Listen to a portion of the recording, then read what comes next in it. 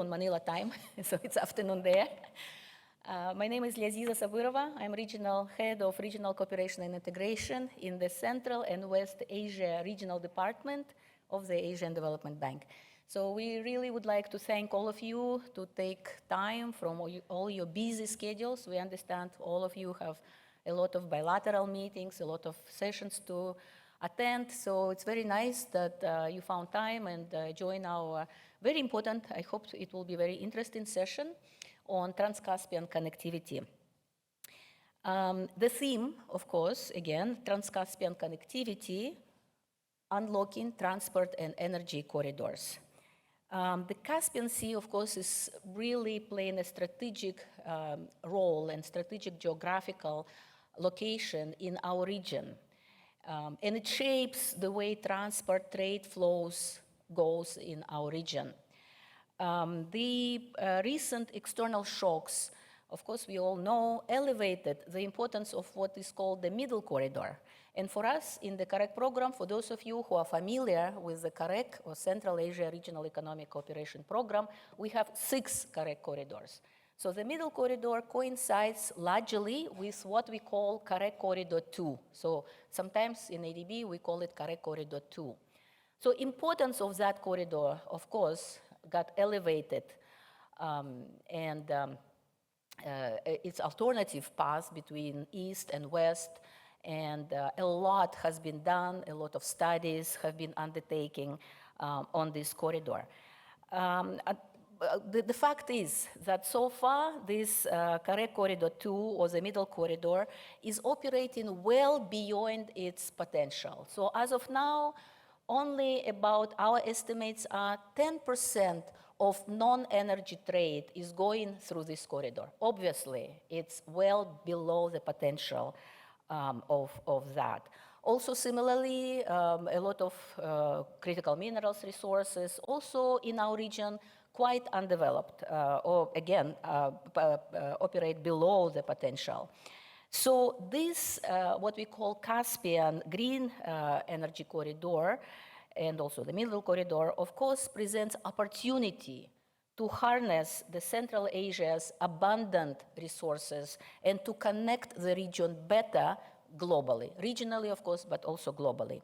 So we really do hope that today's discussion will help highlight issues, but also maybe we can come up with some new opportunities for deepening regional cooperation among CAREC countries to promote energy and transport corridors in the region. With that, I really want to invite all of you to participate very actively. We, of course, will have a distinguished panel. Right after my opening remarks, we will show you a short video about how ADB supports the transport corridors and the emerging new green energy corridor through the Caspian Sea.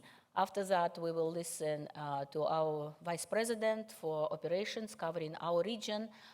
Then we will give you a context of what's going on with Director General Eugene Zhukov presenting short presentation. Then we will listen to our panel. I think very interesting questions. I hope we will ask the panelists. And after that, we will try to have opportunity for Q&A. So please have your questions already brewing in your head, and please actively ask these questions. So now with that, I'd like to ask our team to show a video. And last point from me, of course, a lot of things are on our CAREC website, and also our team is available to meet with you if possible during these days, but if not, then of course we are there to connect with you, to work with our CAREC countries very closely, because strategically this is at the heart of what we are doing: connectivity, transport, energy, all sorts of other connectivities. So thank you very much. And now I would like to invite a short video. Thank you. Welcome to the heart of Central Asia, where the Asian Development Bank is driving transformative change through the Central Asia Regional Economic Cooperation Program, CAREC.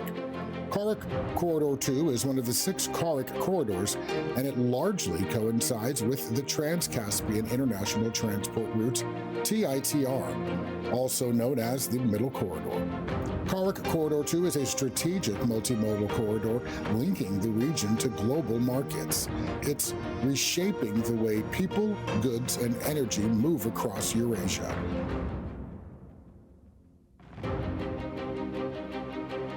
Dear ADB colleagues, today we gather with a shared goal enhancing the connectivity between Asia and Europe through Karuk Corridor 2. It's a vital artery that connects people, businesses, and economies, serving as a key driver for regional growth and integration.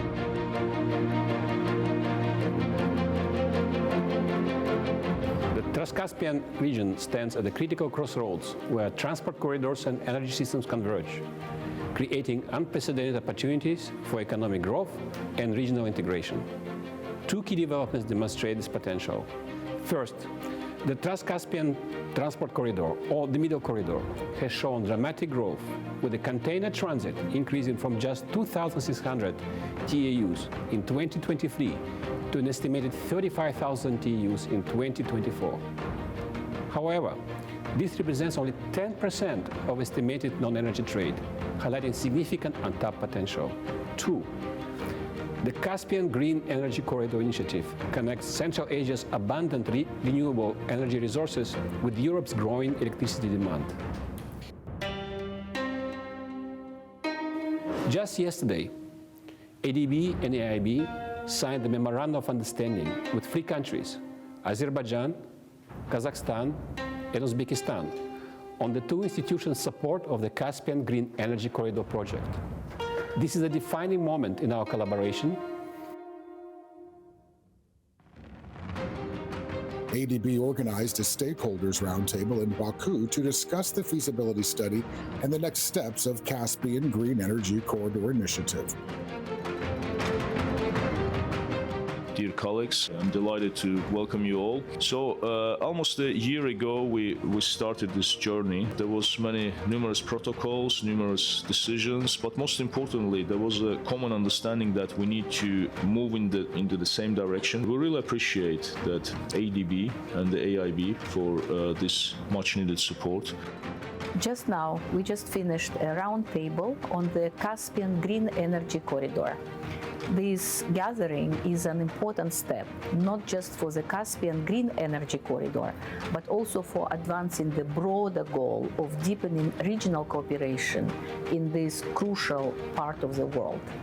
The regional cooperation team at ADB, alongside with our colleagues in the energy sector, is committed to ensuring that this initiative lays the foundation for a more interconnected and sustainable future for the region.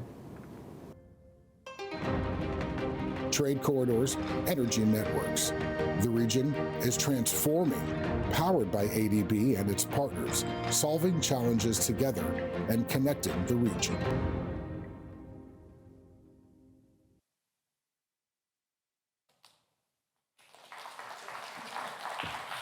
Thank you very much. So I would like now to invite for opening remarks our Vice President for South Asia, Central Asia, West Asia, Mr. Yin-Min Yang. VP, thank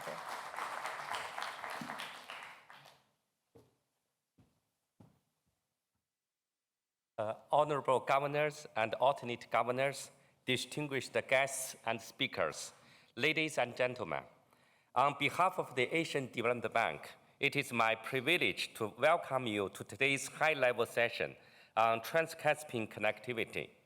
This topic is both timely and critical as we explore how to strengthen the transport and energy corridors that connect Europe and the Caucasus with Central Asia through the Caspian Sea.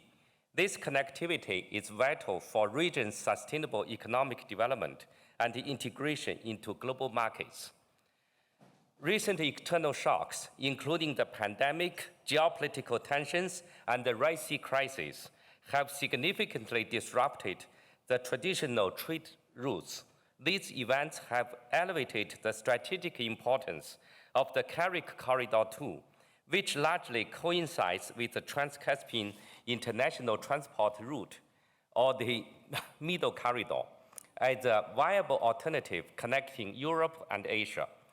However, the corridor is operating well below its potential, carrying only about 10% of the potential non-energy trade that could flow through this route. In parallel, we are witnessing remarkable developments in the energy sector. The Caspian Green Energy Corridor project, launched in 2024 by Azerbaijan, Kazakhstan, and Uzbekistan, aims to connect Central Asia's significant renewable energy potential with growing electricity demand in Europe and beyond. This transformational initiative can accelerate clean energy transitions while fostering economic growth across the region. However, the region continues to face many challenges. Trans-Caspian connectivity is hindered by fragmented operations across rail and port systems, paper-based or outdated systems, and the complex border crossing procedures. Coordinated investment in renewable generation and transmission infrastructure are needed to promote energy connectivity. Harmonizing regulations and technical standards across borders are critical. Let me share 3 thoughts on how regional cooperation can help unlock the full potential of these corridors. First, we need coordinated investment in infrastructure modernization. Strategic investments in rail networks, port facilities, and energy transition system are essential. These investments must be aligned with regional policies and harmonized technical standards to transform the Trans-Caspian region from a transit zone into a dynamic economic growth hub. Second, operational efficiencies and trade facilitation reform are critical. Improving coordination among multiple rail and port operators, streamlining customer procedures, upgrading digital systems, and addressing technical bottlenecks will significantly enhance the competitiveness of the Carrick Corridor 2. Fully digitalizing trade process could substantially reduce costs and carbon emission. ADB team is elaborating a strategic view on the development of the Carrick Corridor 2 in consultation with the countries and development partners. Third, mobilizing finance for regional projects requires innovative approaches. To help bridge the financing gap for the preparation of regional projects, ADB established a Carrick Climate and Sustainability Project Preparation Fund in November last year. With the initial combined contribution of $5 million from the People's Republic of China and the Republic of Korea. The fund will support the development of bankable regional projects focusing on sustainability and resilience. Ladies and gentlemen, the opportunities for transformative regional cooperation have never been greater.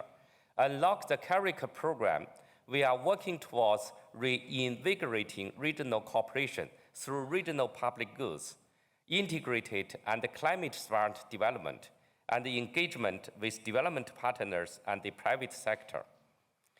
ADB remains committed to working together with Carrick member countries and other development partners in identifying actionable strategies to unlock the transport and energy potential of the Trans-Caspian regional and beyond. I look forward to a fruitful discussion today. Thank you.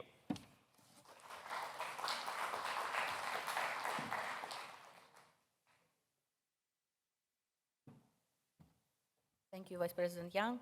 So I would like to invite now Director General Evgeny Zhukov, to deliver a presentation about challenges and opportunities and the role of regional cooperation in that. And I also would like to say that DG Zhukov was, from day one, very supportive of this initiative, not only supportive, but he really mobilized our work, our support within ADB to support this initiative. Thank you.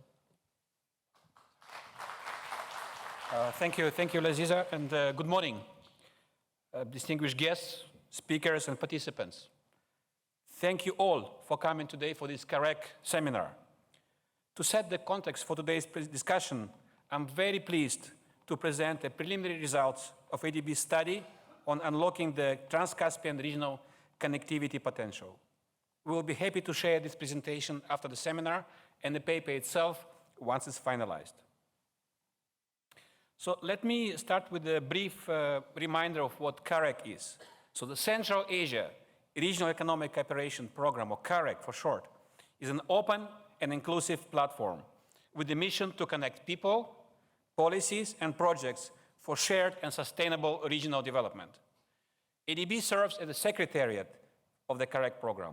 Between 2001 and 2024, cumulative investment in CAREC programs exceeded $52 billion, mostly in transport, energy, and trade sectors. But the program increasingly diversified into economic corridors, agriculture, and other sectors and themes. The Trans-Caspian region stands at a critical juncture where transport corridors and energy systems converge, creating unprecedented opportunities for economic growth and regional integration. Today, I would like to discuss two interconnected dimensions of the Trans-Caspian connectivity. First, Trans-Caspian Transport Corridor, and then Caspian Green Energy Corridor. The 6 CAREC corridors are economic arteries for trade, transport, and cooperation. Therefore, improving the efficiency of existing corridors and creating new ones will enhance cumulative benefits with spillover impacts for lives in adjacent areas. The current 6 CAREC corridors include essential bilateral and multilateral border crossing points and cover all 11 CAREC member countries. Out of the 6 corridors, CAREC corridor number 2 coincides with the Trans-Caspian International Trade Route, or TITR, also known as Middle Corridor. ADB is preparing the CAREC Corridor 2 development strategy, reviewing policy documents from CAREC, its development partners, and CAREC governments to capture the views on the Middle Corridor and expectations for its upgrading. In addition to the Northern and Middle Corridor, we believe that prioritizing southern routes is important for our countries, including the low-income countries. CAREC Corridor number 2 is a comprehensive multimodal route fostering intra-regional trade and linking PRC with the Caspian Sea. However, it requires coordination among multiple rail and port operators. This fragmentation reduces efficiency. Inadequate digitalization and poor interoperability worsens coordination issues among transport modes. Different rail gauges, incompatible signaling systems, and varying cargo handling standards delay shipments and increase costs. Without resolving soft infrastructure issues, such as streamlining customs procedures, improving coordination among operators, and upgrading digital systems, investments in hard infrastructure, such as new rail lines and ports, may fall short. ADB is currently exploring project opportunities in road and railway modernization, reforms needed, and development and improvement of border crossing points with digital solutions along the CAREC Corridor number 2, with the view of turning it into a full-scale economic corridor.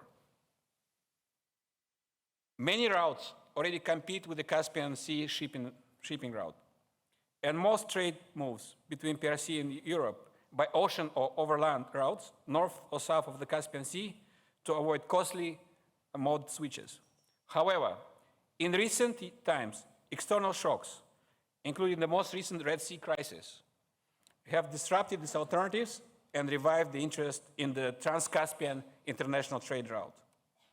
For example, container transportation volumes amounted to more than 56,000 20-foot equivalent units, or TEUs, in 2024, which represents 176% rise from the previous year. The corridor potential viability as a regional and transcontinental trade route is becoming clear to all stakeholders.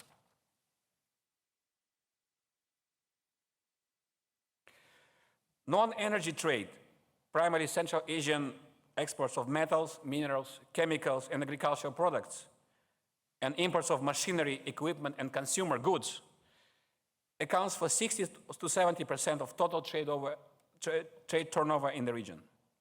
In 2023, about 1/3 of this non-energy trade, or roughly $40 billion US, was with Europe, Mediterranean, and other markets accessible via the Black Sea ports. Carrier Corridor number 2 could potentially serve all this trade. The potential for transit trade lies in its ability to deliver goods faster than traditional routes that take 42 days versus the potential for Trans-Caspian route to deliver goods between People's Republic of China and Western Europe in 22 days or less. This time saving is particularly important for the high-value products. The data above shows that the utilization of Carrier Corridor number 2 remains below its full potential. Now, let's talk about the energy corridors. The Central Asian economies have untapped renewable energy resources, and all governments in the region are investing in solar, wind, and hydro generation. While most of this energy serves domestic needs, the Central Asian governments have ambitious plans to export green energy by creating Caspian Green Energy Corridor. Delivering green energy to premium-priced electricity markets in Europe will require substantial investments in transmission capacity and infrastructure. In May 2024, the governments of Azerbaijan, Kazakhstan, and Uzbekistan signed Memorandum of Understanding launching Caspian Green Energy Corridor Initiative. In June of last year, ADB was requested to provide assistance to this project. Currently, ADB and Asia Infrastructure Investment Bank are working on supporting the initial stage of the feasibility study for this project. And very recently, as was shown in the presentation, in April, we signed an MOU on this with the three ministries of energy of Azerbaijan, Kazakhstan, and Uzbekistan. We believe that the Caspian Green Energy Corridor's expanded grid infrastructure and interconnection will facilitate energy sharing and stability, ensuring reliable power flows across borders and improving regional energy security and cooperation. The Caspian Sea provides essential service ecosystem which serves to over 15 million people, supporting various economic activities, including transport, fisheries, agriculture, and tourism. Since mid-1990s, the water levels in Caspian Sea declined by 2 meters, with a prediction suggesting that a further 9 to 18 meter decline by the end of this century, potentially causing the northern basin of Caspian Sea to disappear altogether. The sea's 10 major ports and several minor ports are vital to economies of the littoral states, are particularly vulnerable to those changing water levels. In addition to environmental issues, like other similar initiatives, the Caspian Green Energy Corridor project faces potential risks such as technical and financial challenges, supply chain disruptions, market price volatility, and potential delays in commissioning additional renewable energy capacity in the Central Asian supplier countries. The Caspian Sea's littoral states should recognize the seriousness of the issue and the need for adaptive design of ports and merchant ships, policy harmonization, and collaboration on mitigating water level decline and adaptation to climate change. Given the strategic role of the Caspian Sea and the ports on its coast for littoral economies, mitigation and adaptation policies can only be successful with the full environmental cooperation. To maximize the potential of Caspian Sea Green Energy Corridor, it is essential for Central and Caucasus government, and potentially Turkey and the EU, to continue working together. A unified approach, coupled with strong policy frameworks and sustained investments, will ensure the successful implementation of this project and enable the region to play a critical role in the global transition to sustainable energy. In summary, Unlocking greater use of the Carrick Corridor 2 will require coordinated efforts by the governments, private sector, and development partners to improve both hard and soft infrastructure and logistics, making corridor more competitive for regional and transit trade. Thank you for your attention, and we look forward to interesting discussions today.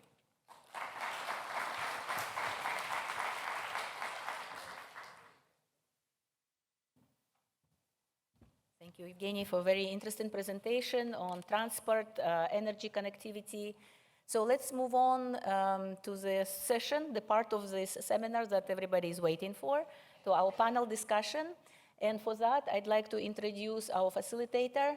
We have today with us Dr. Mamuka Tsereteli. He is a senior fellow of the Central Asia Caucasus Institute. And he is a professor with a very rich background, a lot of knowledge, experience in energy security, in economics, and of course on geoeconomics, geopolitical dynamics of the Caspian energy and transport corridor. So Dr. Tsereteli, the floor is yours. Thank you.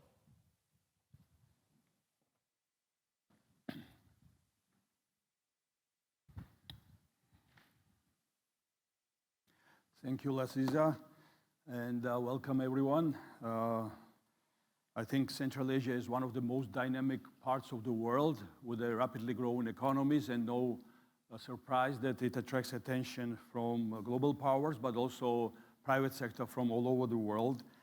And I think we have today very distinguished speakers from CARIC member countries, from the private sector, from development partners of ADB, and we are looking for a very fruitful and interesting discussion, obviously. And before we start, I would like to introduce a few housekeeping rules that, first of all, I would like to remind all participants that we will use Pigeonhole Live for our Q&A session. You can submit your questions through this system, Pigeonhole and Live, using QR code or accessing it via www.pigeonhole.at entering the passcode Milan 2025. You can also definitely vote for submitted questions. And questions with the highest number of votes may stand a better chance of being answered by the speakers. Now let's start introducing our distinguished speakers. Mr. Bakit Sidikov, Minister of Economy and Commerce from Kyrgyzstan, Alternative Governor for Kyrgyz Republic in Asian Development Bank. Mr. Dauren Khenbail, Deputy Minister of Finance, Alternative Governor of the Republic of Kazakhstan in Asian Development Bank. Ms. Ekaterina Guntzadze, Vice Minister of Finance, Georgia. Ms. Leila Batirbekova, Founder of Europe and Central Asia Transport and Trade Association, Republic of Kazakhstan. Ms. Mariam Rashid Al-Mazroui, Head of Business Development Investment at Masdar.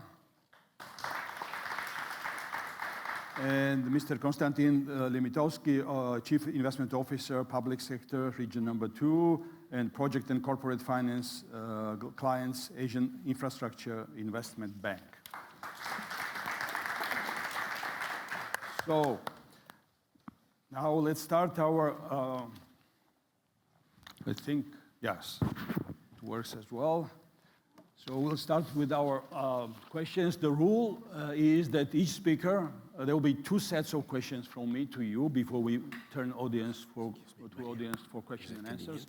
Each question, you have 5 minutes to answer each question. As I said, 2 rounds of questions. And I have to stop you if you go beyond 5 minutes. So let's agree on that rule. And so I'll start with you, Mr. Minister.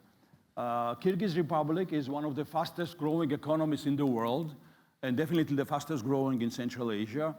9% averaging for several years. And recent IMF annual meeting in Washington, actually, Regional Economic Outlook predicts this growth to continue.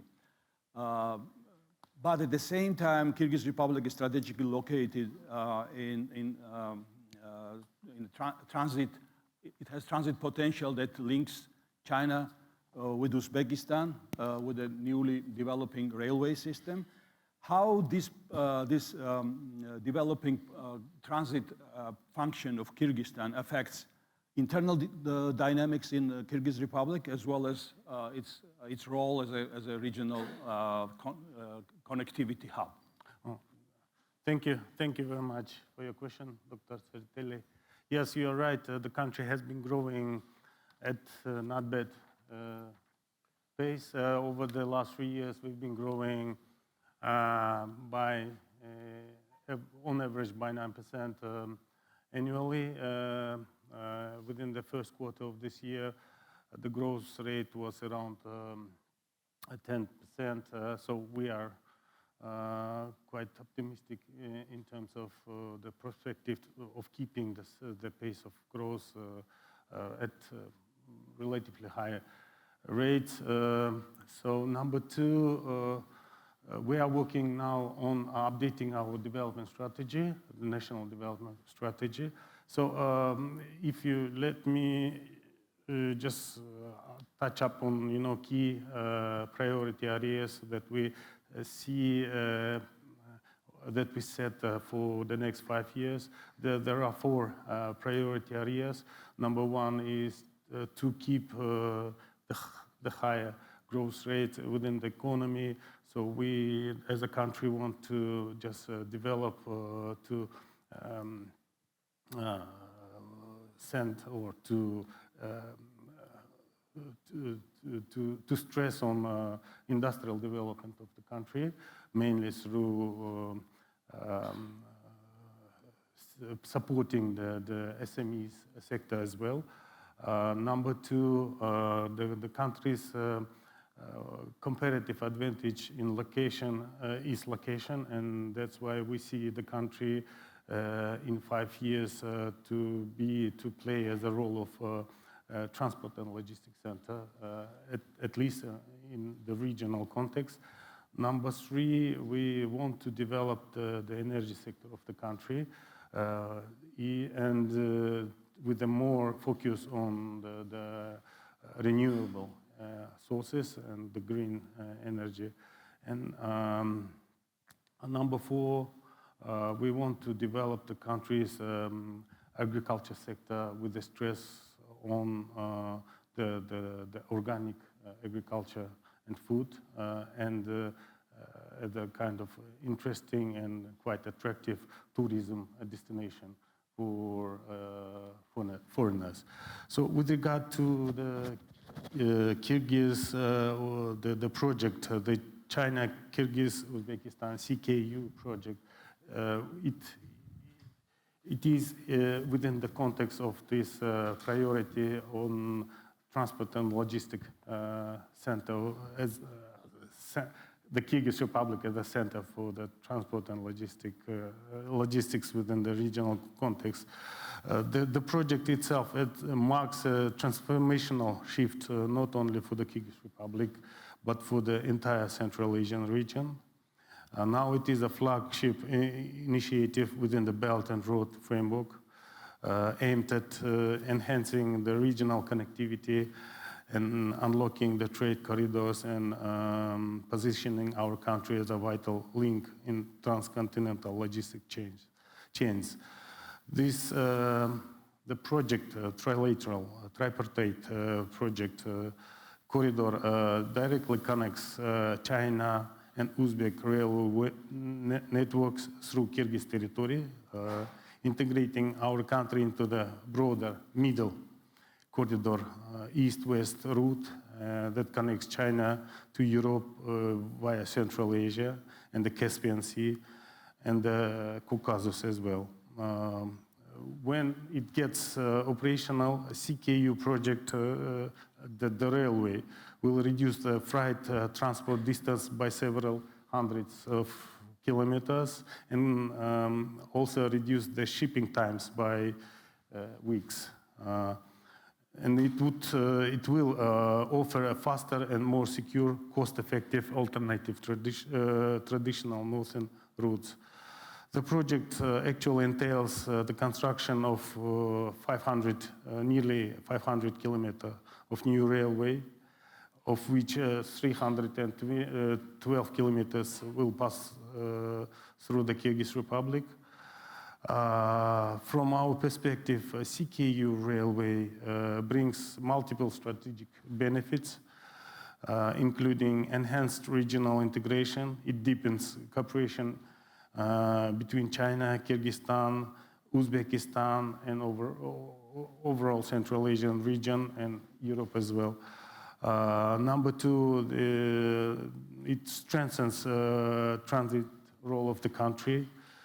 Number three, the trade and investment growth. We anticipate a significant increase in trade volumes as the railway enables the transport of up to 15 million tons of cargo annually. From the medium-term perspective point of view, it will also create a numbers of new jobs within the country. And finally, it suggests strategic diversification by providing an alternative route independent of existing corridors and actually enlarging or the variety of existing corridors, transport corridors. CKU will enhance the region's logistical role and independence. And finally, the CKU railway is more than just a transport project. It is a economic, it uplifts the economic level of cooperation within the region, and actually it symbolizes the growing role of the Kyrgyzstan within the regional context. Thank you very much. Thank you very much. Thanks for keeping your schedule intact. And very interesting, definitely, development for entire region. Now, to Vice Minister Campbell, I have a Kazakhstan obviously is the largest economy in the region. It drives development in multiple directions. Mr. Zhukov mentioned about recent agreement between Kazakhstan, Uzbekistan, Azerbaijan, and ADB. So there is this definitely clear dynamic in development of clean energy. But of course, Kazakhstan is also very keen and interested in connectivity. So how would you describe these dynamics in your country in terms of clean energy development and connectivity? And let's start with that, and then we'll come up with the next question. Thank you. It's on. Thank you, Dr. Mamuka. Good morning. Thank you, Dr. Mamuka. You know, cooperation in the energy sector with Uzbekistan and Azerbaijan has great potential. As Evgeny mentioned that last year in November, the hits our country signed an agreement on the development of green energy. The document is aimed at the integration of energy systems. Our goal is to accumulate green generation capacity exports through the Caspian Sea to Azerbaijan, Georgia, and the further European country. Our plan in the near future, Kazakhstan, we plans to implement green projects for more than 10,000 megawatts. The major renewable energy projects with General Electric, Eni, Total, Masdar, Aqua Power, and other company. In the following years, ADB is ready to invest at least $1 billion in the economy of Kazakhstan. This project, the so-called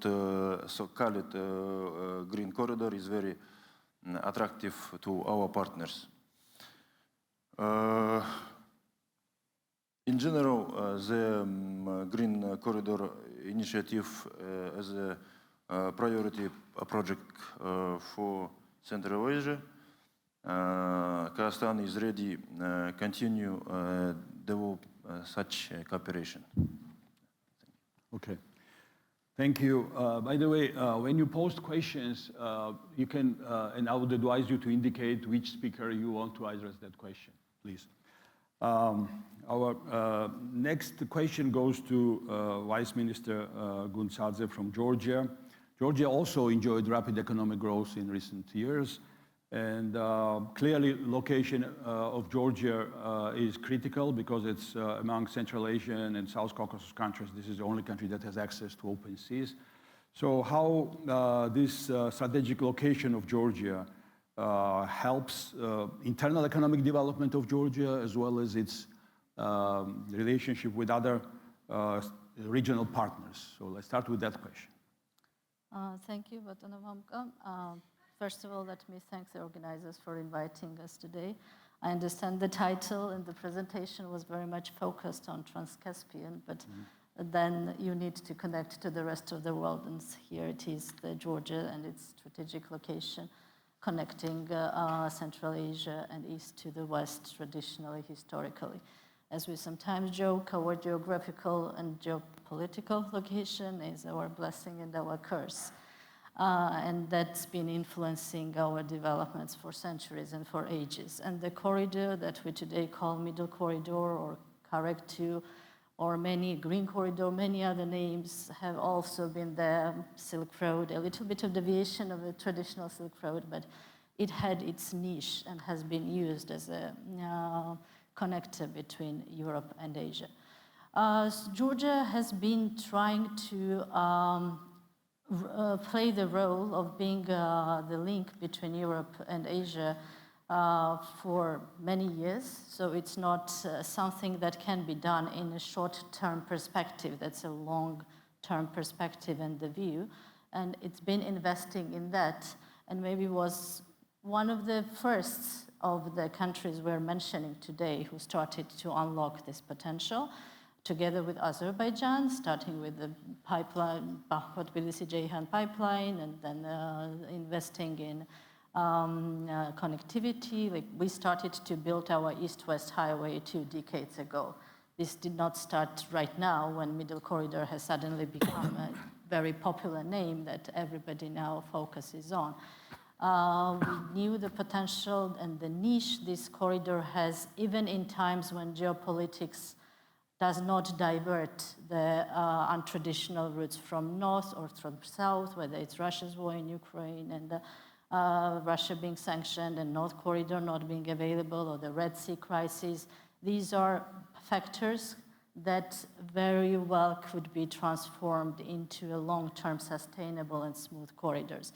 Building the highways, updating the railways, building the new deep sea port, connecting not only physically, but what is the soft infrastructure. For example, we have in the pipeline with ADB, building a new customs border control with Azerbaijan, which would be a single window, real single window crossing. So unless the procedures and bureaucracies are also streamlined and aligned, corridors don't work. Corridors require that each and every member of that corridor have aligned and streamlined procedures so things don't get bottlenecked at one point or another. The fact that Georgia has very strategically built its relationships both to the west and to the east, having free trade agreements with many countries in the neighborhood, and not only having the deep and comprehensive free trade agreement with the European Union, with many other neighbors, with China, and investing in infrastructure, as well as promoting structural reforms, building its public finance management, building its fiscal resilience and discipline. That all has supported us to go through the resilience that was, through the crisis, resiliently, let's say, that started from COVID-19, and nothing has been as stable since 2020 as crisis and uncertainty. Yes, we indeed enjoyed enjoyed is not the right word. We kind of unlocked, not even unlocked, it was a little bit of circumstantial, but the fact that infrastructure and reforms have contributed to having a free and open economy in the country has contributed greatly that financial or even human resources that needed to outflow from certain countries landed in Georgia, as well as many other bordering the region countries. And for the past 4 years, the average growth amounted to 9.4%, which is much higher than our historic average, or even potential growth, which we obviously see the shift in our potential growth, but we also understand the one-time factors and are ready for mitigating those factors. I guess I'm limiting my time, so I'll end up here, but I will once more emphasize that regional cooperation, not only on connectivity, physical infrastructure, but on streamlining the procedures and bureaucracies are key to this corridor being competitive, even in very peaceful times. Thank you, Mr. Vice Minister. I think you mentioned different names of the corridor. Corridor number 2, Middle Corridor. I recently started to promote Central Asia, Caucasus, Europe Corridor. Why? Name, the abbreviation would be CACE, because it corresponds to the name of my institution, Central Asia Caucasus Institute. So speaking about names and this connectivity between Central Asia through South Caucasus to Europe and Mediterranean, our next speaker, Leyla Batirbekova from ECATA, Europe and Central Asia Transport and Trade Association from Kazakhstan.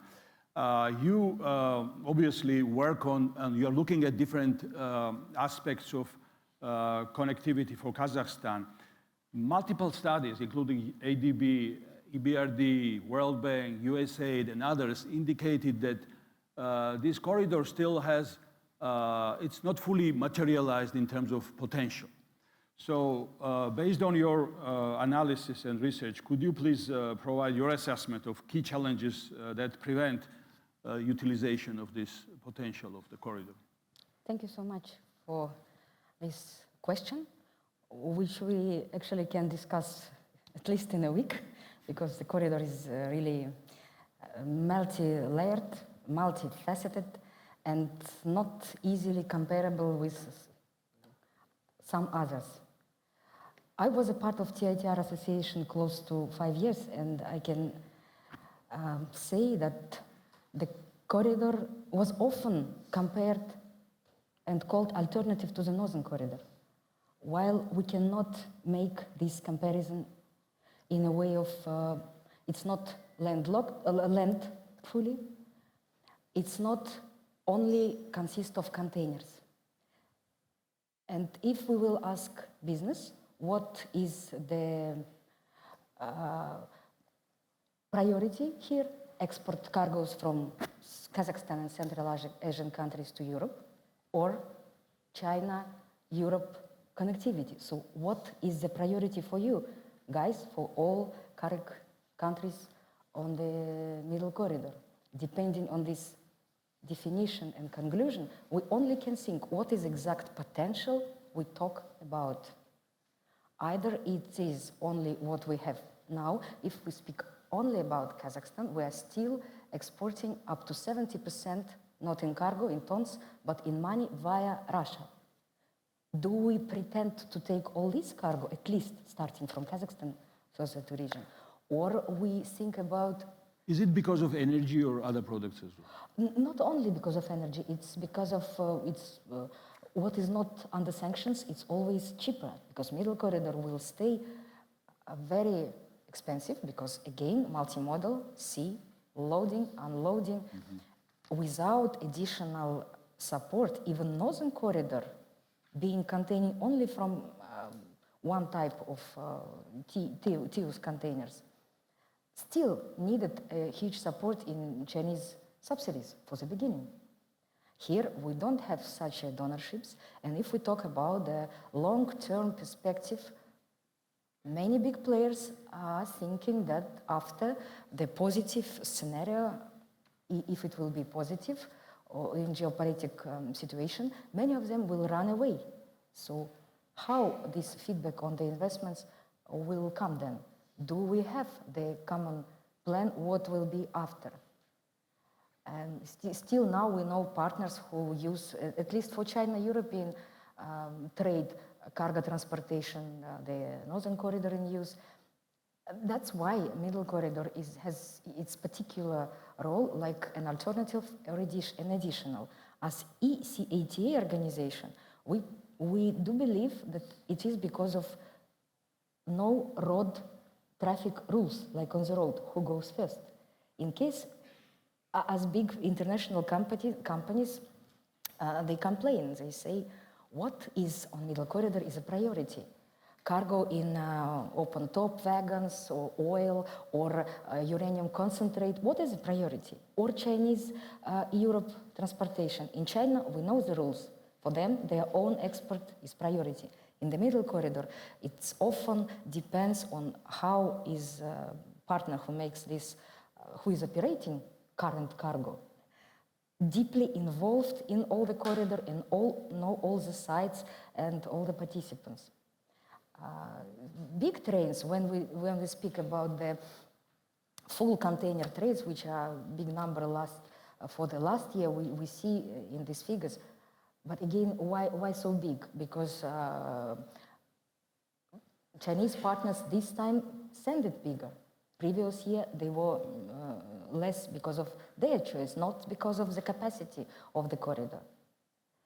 And so here's a lot of things to do. Either we will think, and I will be happy to share with the ideas, probably we should put energy, healthy food cargoes first.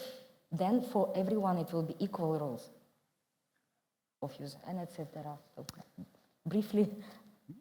Thank you. I think we will have a chance to follow up with the next question on that subject, which is, I think, interesting as a part of your recommendation for the future. Our next speaker represents private sector, which is probably most active renewable energy actor in the region, from Masdar, Ms. Mariam Rashid Al-Mazroui. I'm trying to practice your last name's pronunciation. So, obviously, you are very active in the region. You are in Azerbaijan, Caspian Sea. Now, you just signed agreement with Kazakhstan. So, where you see this potential of the region, and describe geography of your presence in the region and primary projects, please. Thank you very much for the question. And first, I'd like to thank ADB for inviting me to be part of today's session. I'm very honored to share the stage with a distinguished representative from countries that are very close to my passion personally, and to my work as well that I've been pursuing with Masdar in the past years. At Masdar, in the last 2 years, we've seen exponential growth. So by end of 2022, our total capacity was around 20 gigawatts. And by end of 2024, our total committed capacity of renewable energy reached 51 gigawatts. So we are very well positioned toward our targets of achieving 100 gigawatts by 2030. As you've just mentioned, we are one of the largest, if not the largest, renewable energy investor in the Central Asia and Caucasus region. We have committed over 4.5 gigawatts of projects, particularly in Uzbekistan, Azerbaijan, and Kazakhstan as our current presence. But we're also actively engaging with other countries in the region, including Kyrgyzstan, Tajikistan, Turkmenistan, Georgia, and Armenia as well. So Speaking about our project, the first project that Masdar developed was in Uzbekistan. Now, that was a very small project, 100 megawatt solar PV project, Nurnavoy, as part of IFC Scaling Solar. But today, we have 2 gigawatts of renewable energy projects in Uzbekistan, including solar PV and wind projects, including the Zarafshan 500 megawatt wind project, which is the largest wind farm in the region. We're also continuing to expanding our footprint in Uzbekistan. We're discussing 2 gigawatts actually of onshore wind project, a battery program of 1 gigawatt hour that will be deployed in different locations in Uzbekistan, and also trying to also expand our technology presence in the country, looking into the pump storage hydro in Uzbekistan. Speaking about Azerbaijan, we're also very proud that we've developed the first utility scale solar PV projects in the country. That is the 230 megawatts Garadagh project.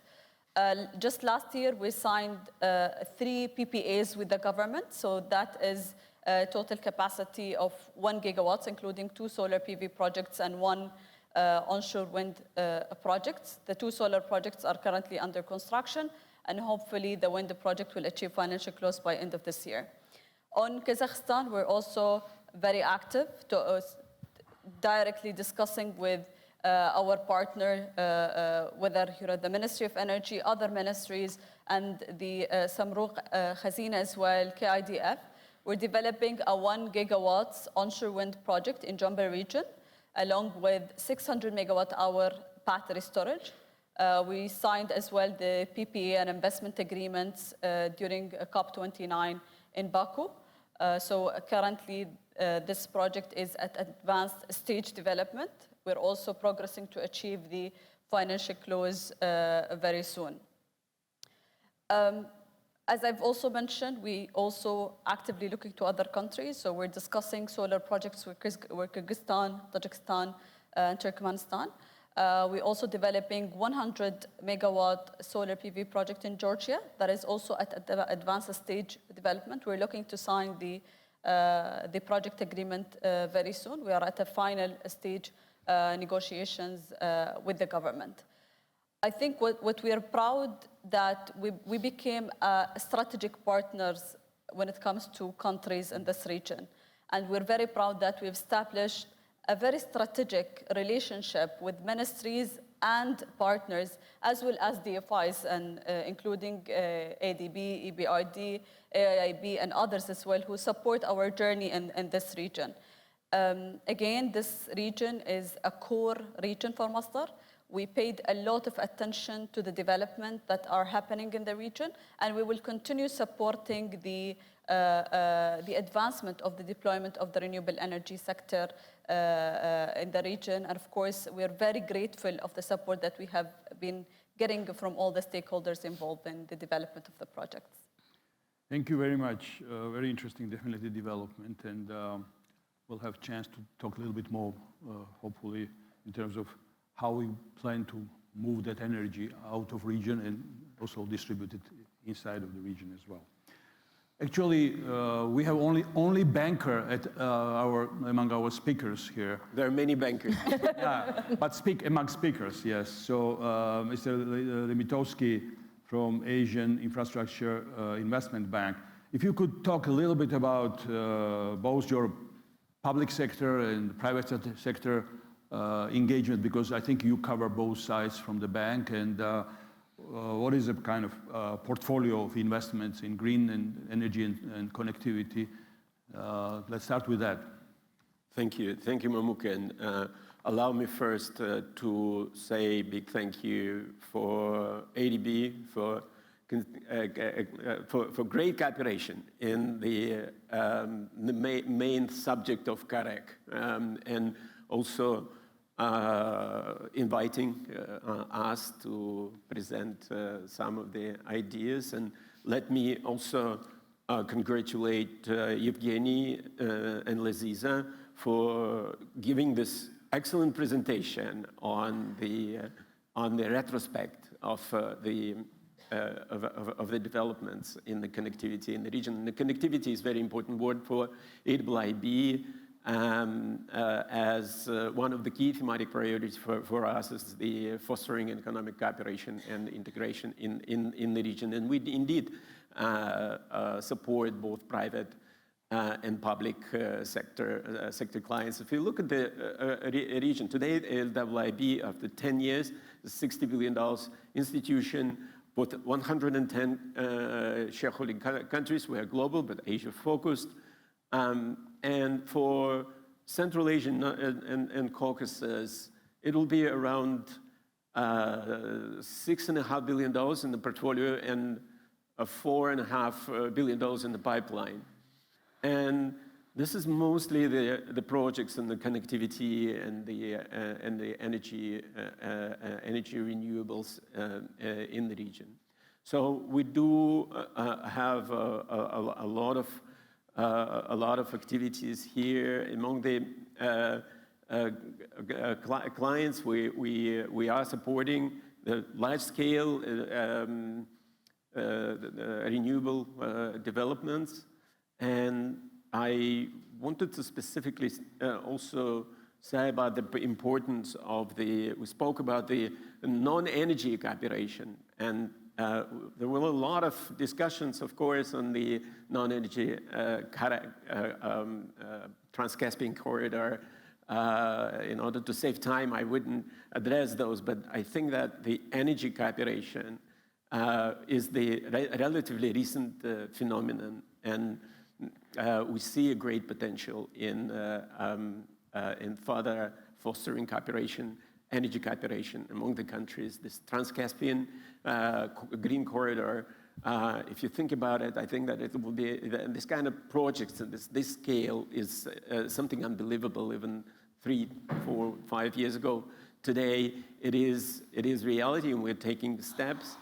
Together with ADB, we're financing the feasibility study for the project, and we are confident that it has a strong merit.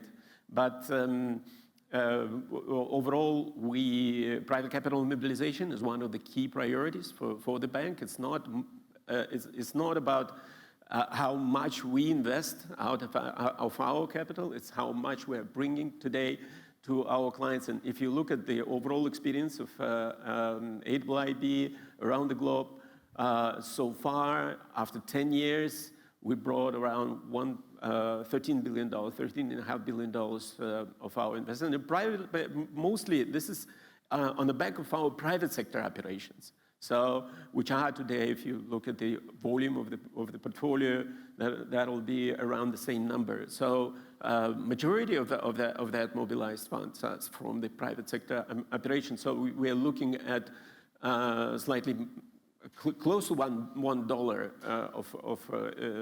of mobilization for our dollar investment in the private sector, if you look at the purely private sector operations. So let me stop here.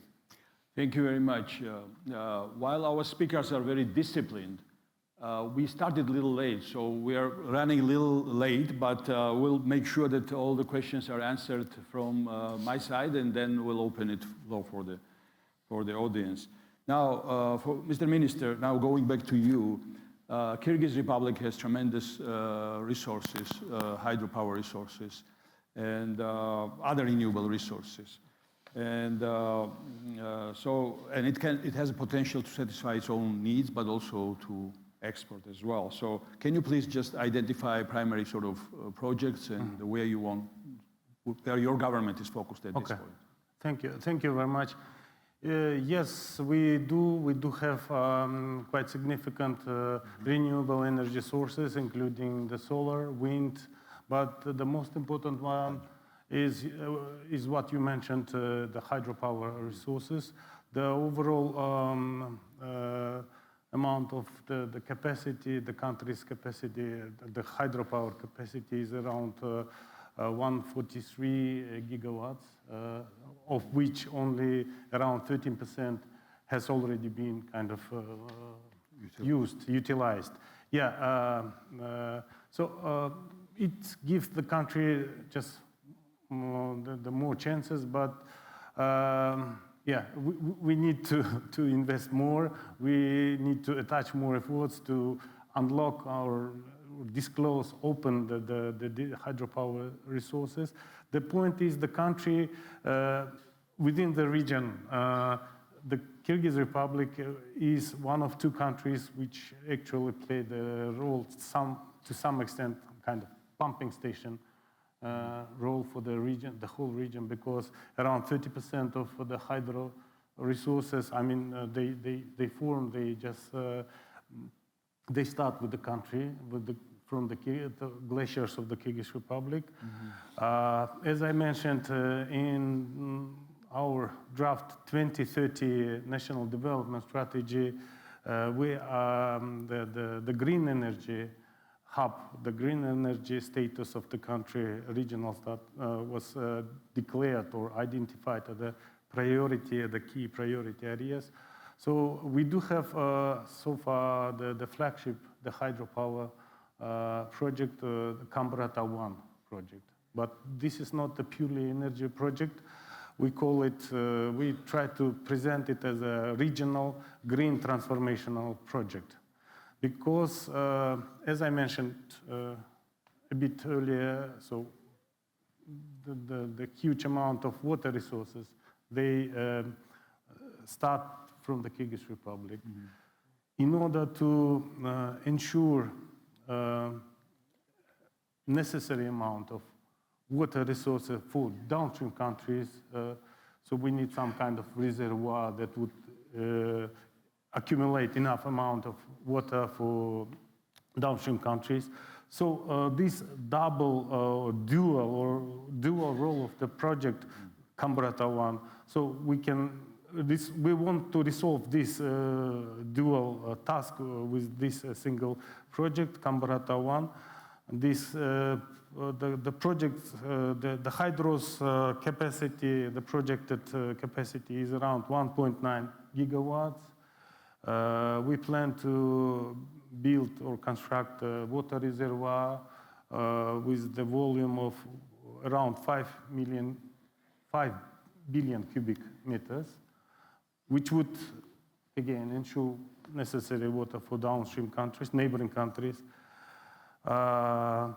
So as of now, we reached the conceptual agreement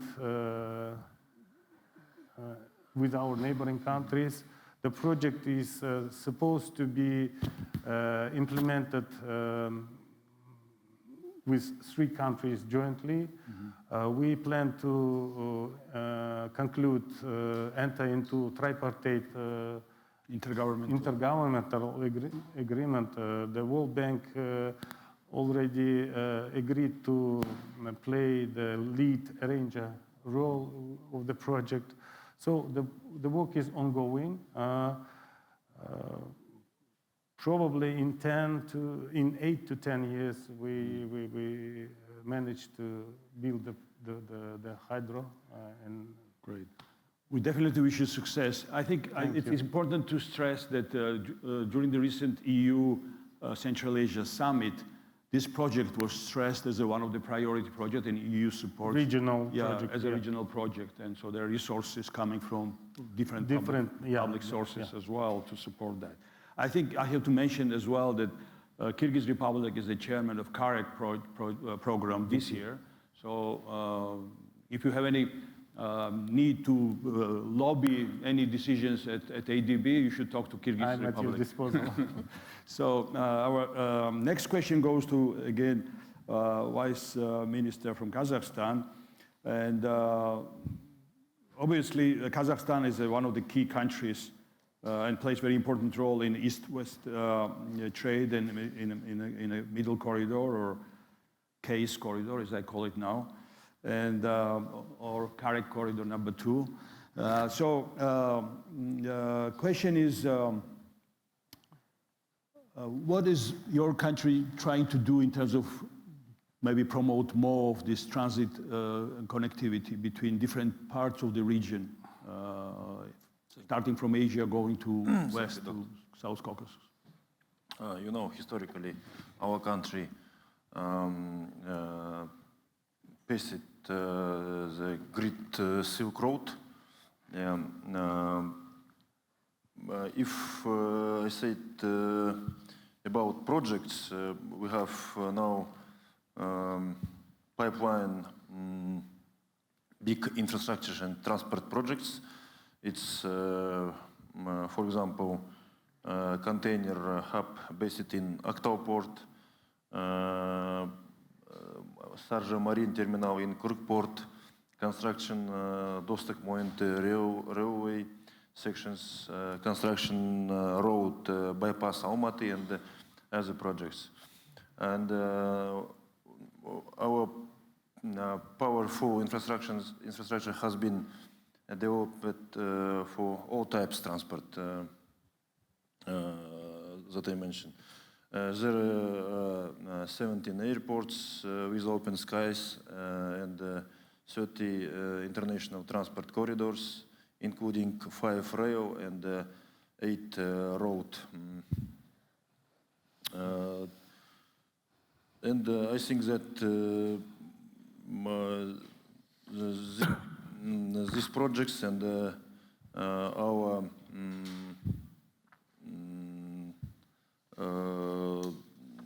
another projects related with transport and infrastructure will be a very big potential for our country. Kazakhstan invested significant amount, obviously, in the port facilities, in railway, and so many other projects, so which makes Kazakhstan definitely a very important transit connector between different actors in the region. My next question is to Vice Minister Gunsadze. Potential power line that connects Georgia's shores to Eastern Europe, to Romania, potentially delivering electricity from wind farms from Azerbaijan, maybe from other countries as well, via Georgia to European Union. So can you give us the status of that project at this point? And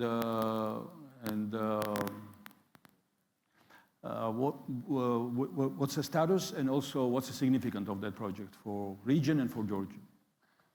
Thank you for the question. And again, this is also a topic that cannot be discussed isolated. That's part of all the connectivity that we've been discussing earlier. Energy security and energy independence has been a priority for Georgia for long. We've learned our lesson many years ago that it's important to be diversified with energy suppliers. I guess we've learned it much earlier than many in Europe realize that, and be as self-sufficient as possible. At this point, almost 80% of our energy generation is green hydro generation, and there is plenty of potential of using the hydro generation as well as solar and wind generation in the pipeline. Though they both have, hydro has seasonality and solar and wind needs more balancing, so they are technically a little bit trickier. And I think it's very important that we just signed yesterday, a couple of days ago, the battery storage project with ADB that gives our transmission lines the battery storage that will ensure the security of our transmission lines in case of any urgencies, but also, importantly, it allows us to get connected to more solar and wind new power generation.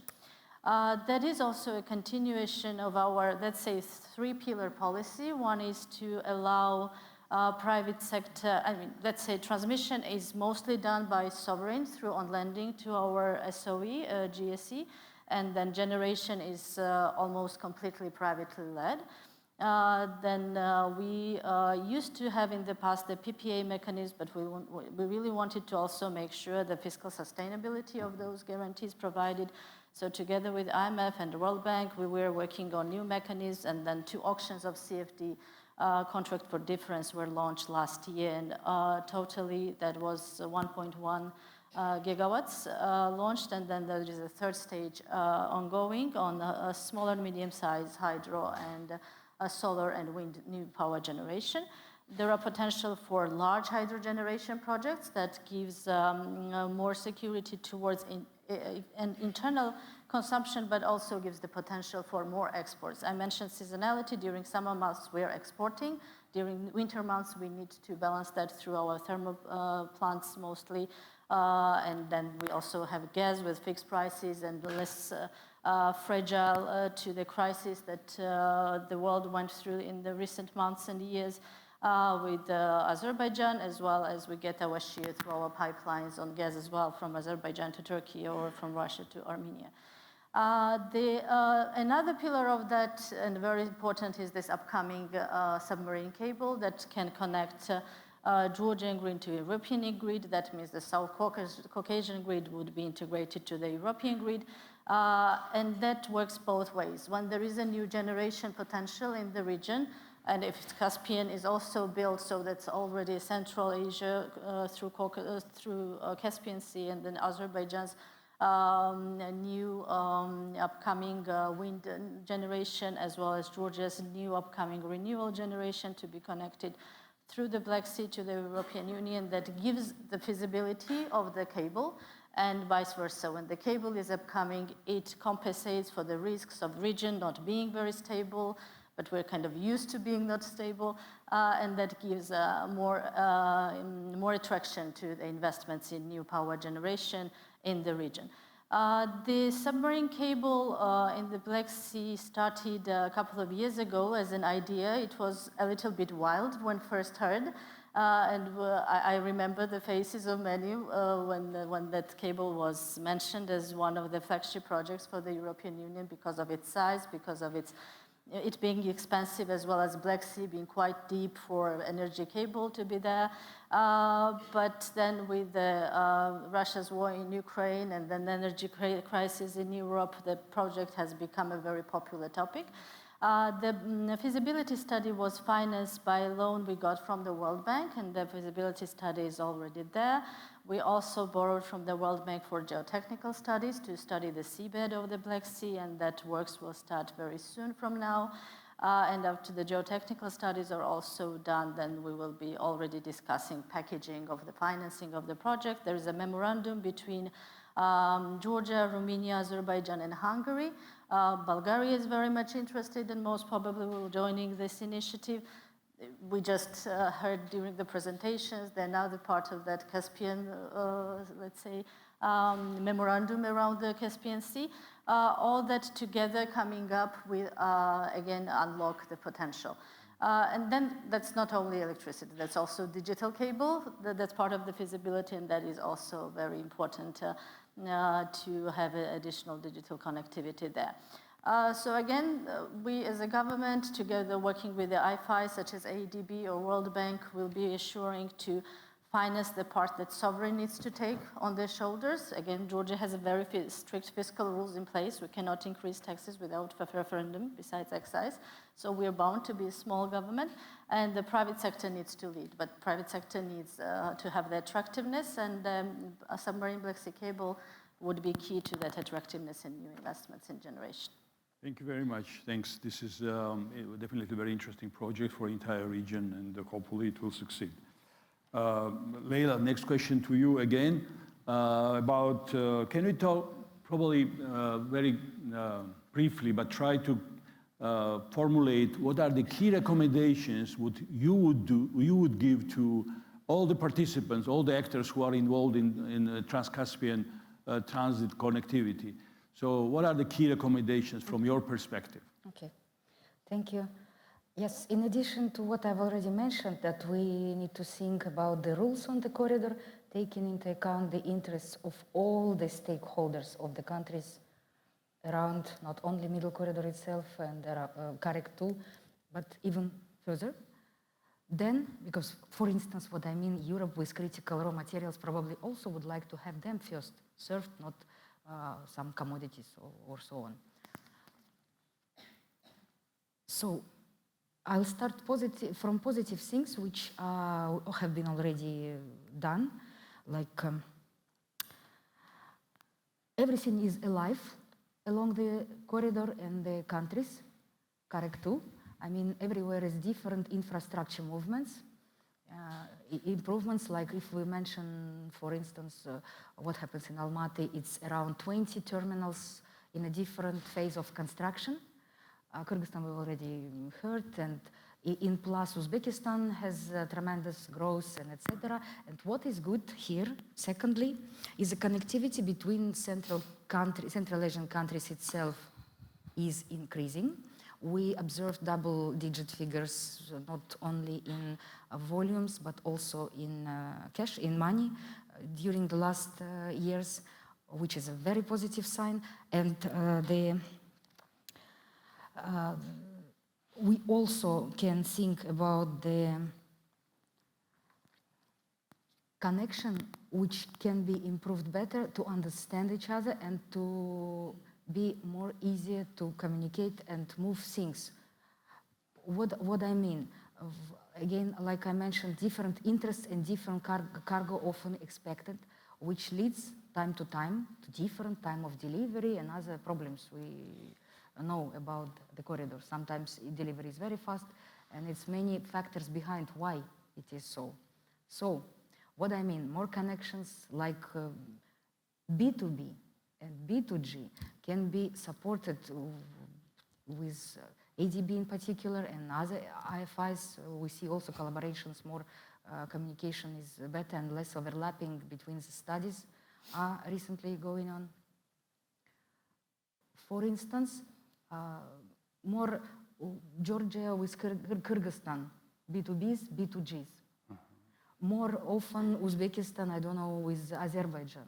More contacts which will make after CAREC 2 more smoother, with more understanding as a minimum, and contacts which will transform to contracts, which will be even better. Thank you.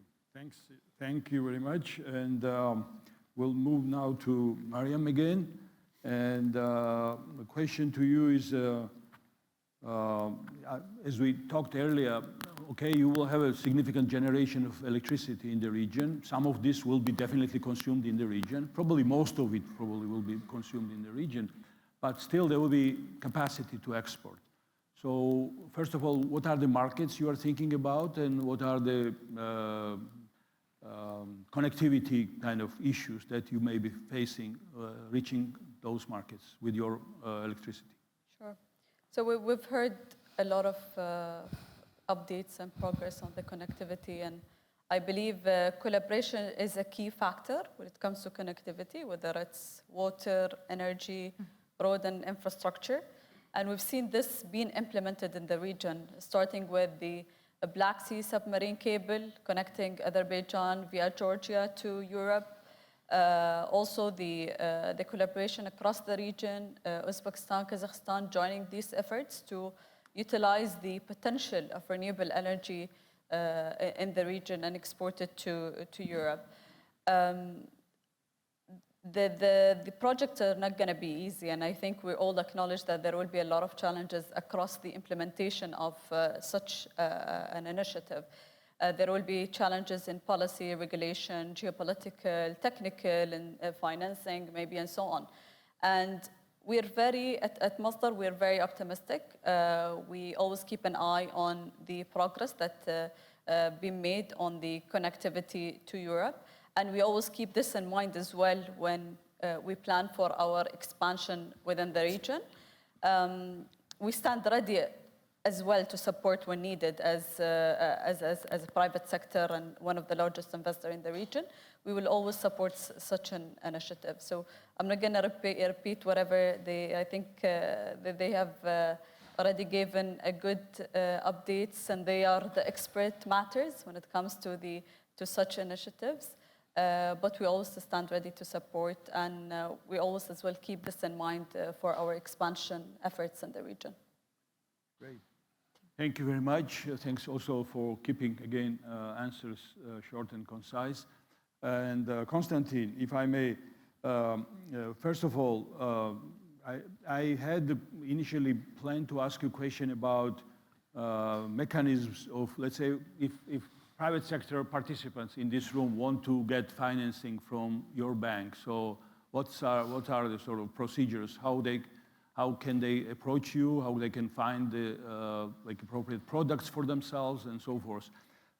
But in addition to that, and now I'm moving to the one of the highest votes among questions from the audience I get is that how, and it's addressed to you, how multilateral development banks supporting the growth of wind power generation so that it can be prevalent like solar power generation, and what are the challenges? So why don't we start first with the answering this first part of my question and then move to the second part. And I can remind you. Thank you, Mamuka. So you are optimizing the time already, right? So I only have 15 minutes left. Combine. To manage time. Okay, no, it's a pleasure to respond. A very important question. And I think that it's very much relevant to what you wanted to ask me. So I think that today the renewable power generation, the classic product and the classic way IFIs and the market is financing is through the limited recourse project finance scheme, that would be applicable to the green fields and brown fields. And if you look at how the majority of the new capacity is being financed, you could see that these are the ways. And I'm very glad that this market in our region is actually getting more and more competitive, more and more sophisticated as well. And this is to a large extent thanks to the international big developers like Masdar, like Aqua Power, like China Power, who brought this sophistication and made this market more competitive, more attractive. So we are working with all these strong developers in the region and some private sector, local names as well. We are financing together with Masdar. We support Masdar in developing Banka Imbalusavir, the wind power in Azerbaijan. It's together with Aqua, we finance both wind and solar in Uzbekistan. We are part of with the other multilateral development banks and some other sources financing the hydropower in Tajikistan. Last year, there was a historical event, I would say, also the project which demonstrated that the region really went far in ensuring that the cooperation is bringing its fruit, right? So that I'm talking about, of course, about Ragun. And Kambrata is being prepared by Kyrgyzstan. These are the transformative projects in the region, which are being financed. Some of them, of course, the large scale have to be supported by the state, but we also have the utility scale wind and solar finance in the region through the non-recourse private sector, the way it is done in the more developed countries. In addition to that, I just wanted to respond to your question that we are, I think that also inspired by the G20 CAF review, all the IFIs are now today thinking about what's the best way of to bring the private sector, more private sector into the infrastructure space and in the energy transition, especially. And I think that's what we at ADB are doing. We are also trying to think out of the box and innovate.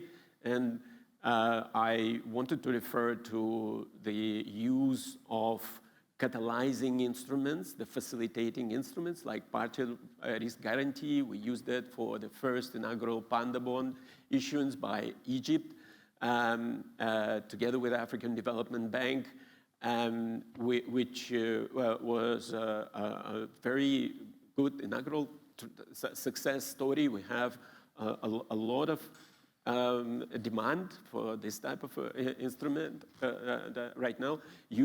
I probably also heard that we are trying to develop infrastructure for securities as an asset class with our securitization of the commercial banks' portfolios. It's in a different region today, mostly in South Asia, Southeast Asia, but this product will be brought to this market at the right time when the volume is justified in order to bring more liquidity, more investors, different type of investors into the infrastructure space, and especially in the energy transition.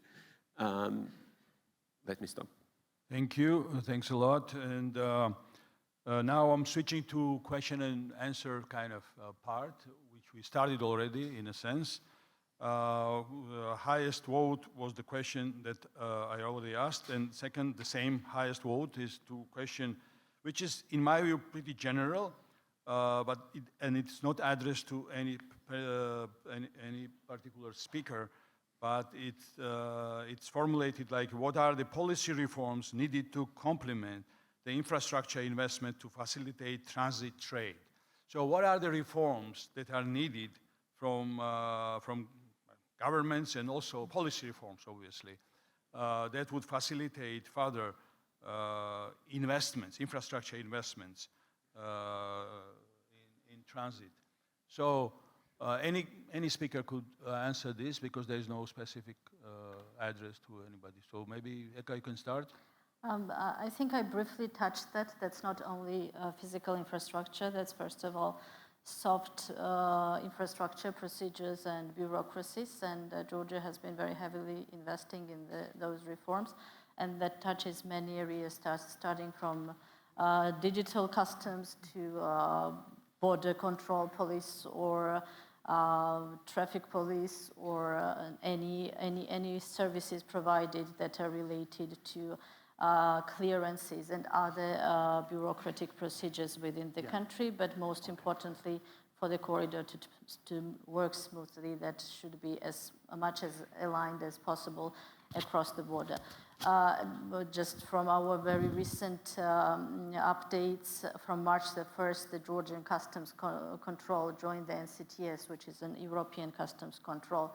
So in the past, the first, if cargo comes from east to west point where the NCTS could be used was Turkey, and vice versa. If the cargo was traveling from west to east, it would leave the customs control in Turkey. Now that first point would be Georgia, so that allows people who are transporting goods to EU from Central Asia, for example, to do all those clearances on Georgian borders and then continue from there with already European customs control cleared, let's say so.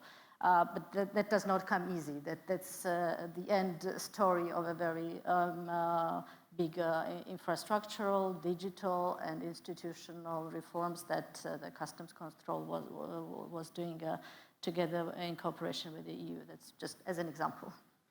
Thank you. Mr. Minister? Yes, just a couple of words. My words would be resonating, if not repeating, what have my colleague said. So if we are talking about transport and logistics, probably the first that comes into one's mind, that will be the cross-border issues. So the first number one, I think some harmonization in terms of regulations, requirements, policies, legislations would be required so that everything would just go smoothly. We do have some cross-border projects with Kazakhstan, say the road that would connect the alternative roads. So that it is expected to be implemented under the PPP arrangement. So these things that they require some level of harmonization in between two parties. And as again, sorry for repeating some, simplification of procedures are also needed. The country, the Kyrgyz Republic, we just recently have launched so debureaucratization initiative that would also include some so-called Zero Plus initiative, which is about just simply cutting the number of licensing and this permission, the number of permissions required. So I think these type of steps would be conducive. Yeah. Thank you. So governance, important. Some of the policy initiatives are important. Leila, please. Just a small addition to all of what have been said, absolutely agree. And it is digitalization, back again, which will give transparency and open some other possible bottlenecks at some extent. And we do expect still when the, for instance, middle corridor multimodal enterprise will start to work, one unique operator will have sense also to observe other needs, how much infrastructure, which kind of will be needed in terms of long term. Because short and mid-term investments we see, hopefully they are bit by bit going on. Okay, Mariam, as a private sector representative, what policy reforms would you like to see in the region that would help you to be more efficient in the region? I think, one of the targets, as we've heard from AIB, that we try to be as competitive as possible. And we like to work with government to refine and also implement laws that will allow us to be more competitive. This is one. And the second thing, which is very important, not only for the equity investor, but also for financiers, which is bankability, right? Bankability is very important. And we've seen, certain projects that have been delayed due to the factors that, bankability are not met. And there are things that are out of our control as private investors. We always like to have an open dialogue with the governments, and we've seen governments that they were willing to listen to our concerns and try to address it to the extent possible. And at the same time, we've also been very flexible to the extent accepting whatever the government is trying to be. So sometimes we tend to push the DFIs against the government, and the other situation we do it the vice versa. So we tend to wear different hats.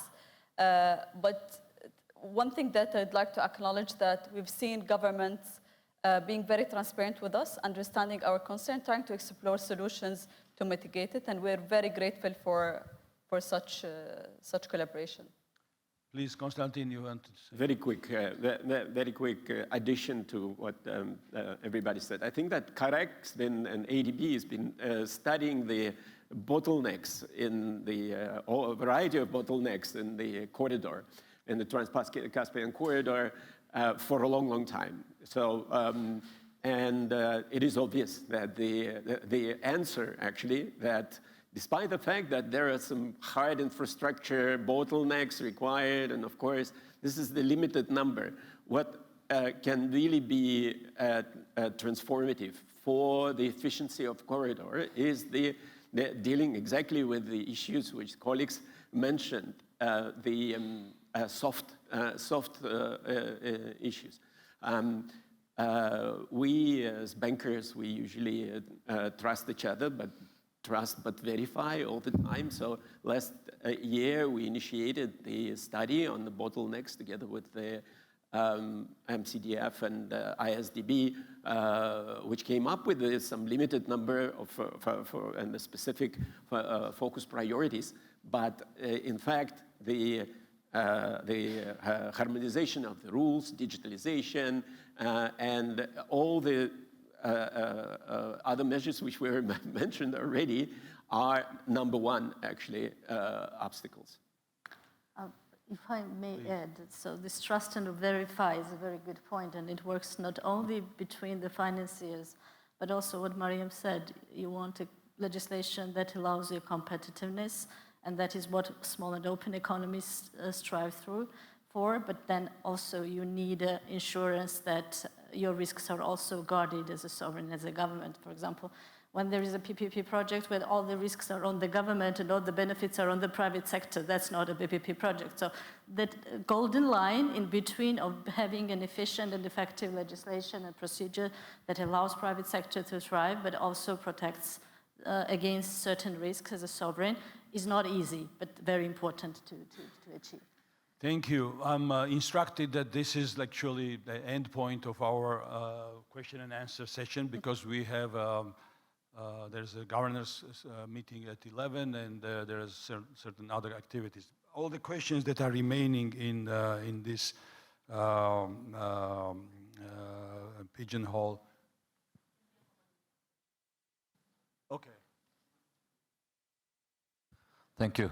If I may, I'm Sultan Ramzadeh from Tajikistan Investment Committee. I thank all the speakers and the presentation indeed by Mr. Zhukov, very contentful. The question is about the Trans-Caspian energy corridor. If to have a look in the energy mix of all Central Asia countries, we will see definitely that the share of the renewable energy is more in the Kyrgyzstan and Tajikistan, more than 90%. And all countries of Central Asia is connected now, thanks to ADB. Also, Tajikistan has been connected to Central Asia power grid. And the question is, and the Tajikistan and Kyrgyzstan have a big untapped potential of renewable. I mean, the hydropower, which is more sustainable in compared with solar and energy farm and wind farm. So the question is why Tajikistan and Kyrgyzstan are not part of this Trans-Caspian green energy corridor? And Konstantin, will it be considered while you will be doing feasibility study of this project to take into consideration that potential too? Thank you very much. I'm not sure that our panel can answer that question. Maybe Eugene will answer it in a minute after I'll finish this, my function as a moderator of this. Do you want to answer it now or when you come? Yeah, okay.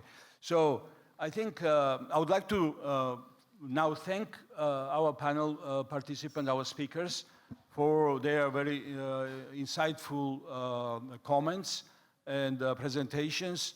I think all of us in the audience learned a lot and hopefully will learn more going forward using the study that ADB did and other documents that are shared with us. I was saying that some of the questions that are unanswered from Pigeonhole will be answered by writing, and so we'll make sure that happens. And one final point I want to make is that based on my personal experience, when I look at the corridor and when I look at the container shipments and in the region, I see that in terms of container shipment, I'm not talking about bulk cargo and energy, more cargo is coming to region than leaves the region. And this is, I think, at some point, it is important that, let's say, wine from Georgia is going into Chinese market, and it's not shipped by a middle corridor, but takes route all the way by sea all around the world to get to Chinese market. Something is wrong with middle corridor. So I think that's what we need to kind of find the answers to. Why, let's say, producers from South Caucasus are not sending their stuff to, let's say, Chinese market via middle corridor. I'm sure that a lot of people have some answers to this question, but I think ultimately once we are at that point, then we can claim that this corridor is functioning efficiently. So now for concluding remarks, by the way, we need to take a group photo for speakers. Please don't leave until we take the group photo. Again, this is the instruction for my bosses. And so, Mr. Eugene Zhukov, Director General for West Asia Department, for concluding remarks. Thank you, Mamuka, and thank you all the panelists for very active participation, to the audience also for asking a lot of important questions. So I'm tasked to give the closing remarks, but before that, I'd like to quickly answer to the question from ADB's alternate governor for Tajikistan.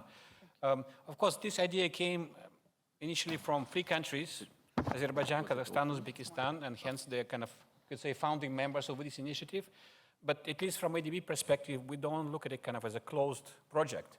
So as we conduct the pre-feasibility and subsequently feasibility study, of course, with support of Azerbaijan, Kazakhstan, and Uzbekistan, I think we would be happy to look at the possible connection of Tajikistan and Kyrgyz Republic to this initiative. So we will keep, for sure, you and Kyrgyz colleagues informed about our progress, and we'll involve you in discussions going forward as appropriate. And now for the concluding remarks. So as we conclude, I'd like to reiterate the key takeaways from our discussions today as we continue to explore the transformative potential of Trans-Caspian regional connectivity and transported energy corridors. The Trans-Caspian region stands at a critical juncture where transport conditions, corridors and energy systems converge, creating unprecedented opportunities for economic growth and regional integration. So Kare Corridor number 2, or the Middle Corridor, or TITR, or the new nomenclature, is crucial for intra-regional trade and for connecting People's Republic of China with the Caspian Sea. Effective coordination among rail and port operators, and addressing soft infrastructure, as colleagues from EIB just mentioned, is the key to maximizing its potential. So the Caspian Green Energy Corridor offers a significant opportunity for cross-border energy trade in Karek region. With untapped regional renewable energy resources and plans for green energy exports, substantial investments in transmission capacity and infrastructure are essential to deliver green energy to European markets. Recognizing the environmental risks, such as declining sea levels in Caspian Sea, and the need for adaptive port and ship designs, a unified approach with strong policies and substantial investments is crucial for successful project implementation and the region's role in a global transition to sustainable energy. And finally, to enhance the Trans-Caspian connectivity, it is essential for the governments, the private sector, and development partners to collaborate in improving both hard and soft infrastructure, as well as logistics. And we in ADB are very much happy to support this initiative. With this, I would like to thank everyone again for your very active participation and insightful discussions. A special thanks to our moderator and our panelists. So thank you all, and I wish you a pleasant day ahead.